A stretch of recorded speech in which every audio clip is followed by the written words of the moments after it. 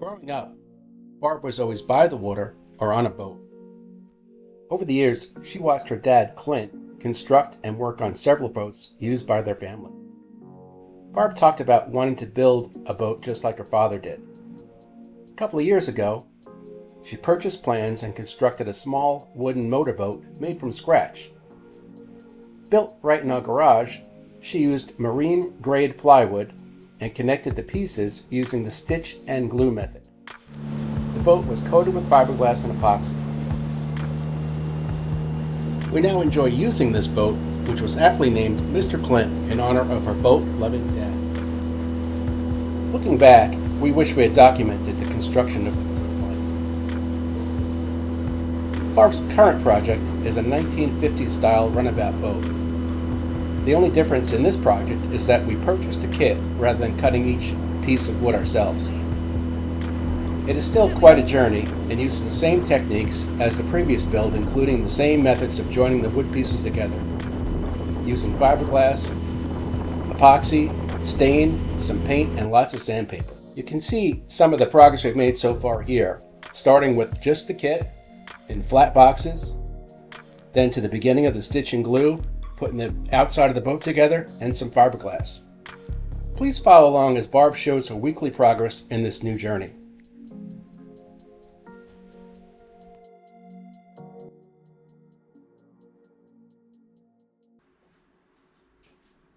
Hi, welcome to this week's episode of boat building. This week is going to be kind of like all the weeks so far, or several of them. It's a lot of thickened epoxy to add the control panels on the side. I call them control panels because they hide all the control panel stuff, and you do attach it, the shifter for the engine. And the Carlins, I put those in. Now I have to, Carlins are in, and the inside Carlins, they're too long, so you got to cut them down to size. That's what I'm doing. And then I'll end up spending the majority of 20 or 25 minutes, according to the video, just using thickened epoxy with clamps and some wax paper to secure all the areas. In between where I had put the wax paper, I removed the clamps after it dried, and then I had to add some little bits of thickened epoxy just where the wax paper was. So that's what I'm doing now. I'm going to do this for both sides and get it all nice and stiff, and certainly it will not be moving anywhere. This stuff's like, I think, stronger than cement, but I'm not sure on that, but it just seems that way. I have the two deck pieces down up on the top there, basically to get them out of my way, because I'm trying to clean up and move things around to have more room, because there are a bunch of pieces that have to be epoxied. But so I put them up there, actually even set them on where they're going to go, getting inspired to keep going by looking at my deck panels. So basically that's what this video will be about. I know they're not real exciting, but I did want to show you that it's a time-consuming process. I could cut this whole thing down to probably one episode and fast forward everything to show you the whole boat build, but sometimes it's interesting to me. I watch other people all the time on YouTube, either making cabins or making boats or showing you different tricks of the trade. I find that interesting. It's a good learning process. So I'll let you have this time to watch the rest of this video, and then I'll talk again at the end.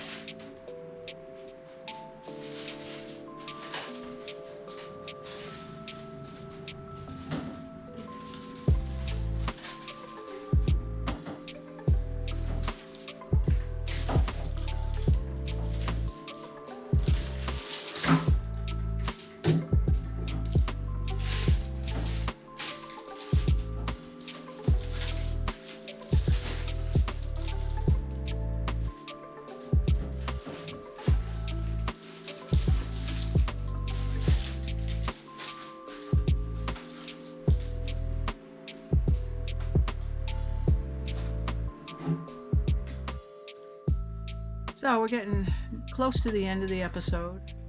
I appreciate you watching. Um, it's all that not that thrilling sometimes, but might help you out if you decide to do something like this and show you the different steps. Trying to get every step. There are things that I haven't shown yet, or just kind of cut out, but we're getting closer. I feel like not to the end, because I think I'm gonna, really be polishing it up and sanding and everything a lot before I, do the coats of the gel coat of stain and the clear epoxy several times. But I'm getting close to the assembling part being completed. After the assembling part, and after I get done with all the staining and all that, I still have to put in the lights and the control panel and the engine and all the engine cables, the steering cables, the steering helm in. So that's a whole different other section. I've done it before. I don't find it difficult. It's very self-explanatory. There, you're not doing a lot. It's not like you're building the engine. You're adding your oil to your new engine, etc. But it's good to watch somebody do it. You can read all the directions you want, but when you actually see somebody do it, it's very different. I used to teach, and the kids always would learn faster and quicker with watching something being done. Example like that. But I thank you again for coming. I thank you for watching. I appreciate if you could share, comment, and we'll see you on next week's episode.